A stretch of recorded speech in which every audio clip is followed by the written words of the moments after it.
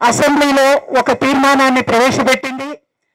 42% రిజర్వేషన్లు బీసీలకు కల్పించాలని అన్ని రాజకీయ పార్టీలు కూడా అసెంబ్లీలో దానికి మద్దతు తెలిపినాయి.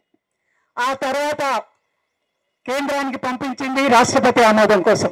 కానీ అది అక్కడ పెండింగ్లో పెట్టి ఇక్కడ ఆమోదం తెలిపారు. అక్కడ మాత్రం ఆ బిల్లును చట్టం చేయడానికి ఏమాత్రం కేంద్ర ప్రభుత్వం అనుకూలంగా లేదు.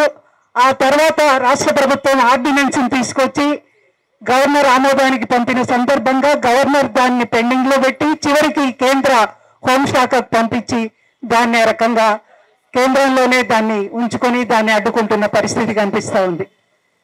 మనం సిపిఎం పార్టీగా డిమాండ్ చేస్తూ ఉన్నాం, వెంటనే పార్లమెంటులో ఈ బిల్లును ప్రవేశపెట్టి బీసీలకు 42% రిజర్వేషన్లు స్థానిక సంస్థల్లో కల్పించే విధంగా చట్టం చేయాలని కోరుతా ఉన్నాం. కానీ ఈరోజు కేంద్రంలో ఉన్న బీజేపీ ప్రభుత్వం నోటితో ఒక మాట రాష్ట్రంలో చెప్తూ మళ్ళీ అక్కడ అడుగడుగునా అడ్డుకుంటున్న పరిస్థితి ఉంది. ఎక్కడ అడ్డం వచ్చింది? అన్నిటికీ ఆమోదం తెలిపారు కదా, మరి ఎందుకు దానికి చట్టం చేయడానికి ఎందుకు మీకు ఏమడ్డం వస్తుందని ప్రశ్నిస్తా ఉన్నా.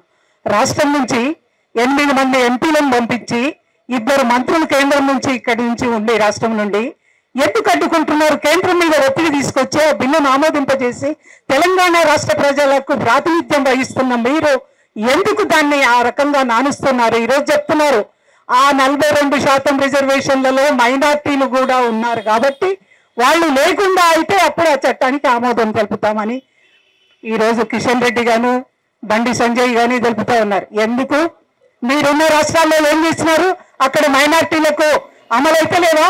ఆ రిజర్వేషన్లలో కలిసిలేవా?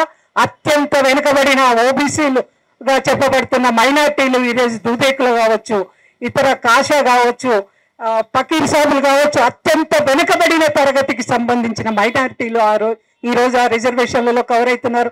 మన పక్కకున్న ఆంధ్రప్రదేశ్లో కూడా రిజర్వేషన్లలో ఆ మైనార్టీలకు రిజర్వేషన్లు ఉన్నాయి, అందులోనే వాళ్ళు భాగమై ఉన్నారు. మరి ఇక్కడెందుకు? దీన్ని అడ్డుకునేటందుకు బీసీలకు రిజర్వేషన్లు కల్పించే విషయంలో అడ్డుకునేందుకు ఈ కుంటి సాకులు మాత్రమే అని మనకు స్పష్టంగా అర్థమవుతుంది. మొన్న ఇక్కడే పెద్ద ధర్నా పెట్టి బీసీలకు మేము అనుకూలంగా ఉన్నామని బీజేపీ చెప్పింది. ఎక్కడ నీ అనుకూలత? ఆచరణలో ఎక్కడ చూపిస్తున్నామని సిపిఎం పార్టీ ప్రశ్నిస్తూ ఉంది. ఖచ్చితంగా నిలబడాలి. 42% రిజర్వేషన్ బిల్లును వెంటనే పార్లమెంట్లో ఆమోదించాలని ఈ సందర్భంగా కోరుతూ మన పార్టీ ఆధ్వర్యంలో ఈరోజు ఇక్కడ ధర్నా నిర్వహిస్తూ ఉన్నాం.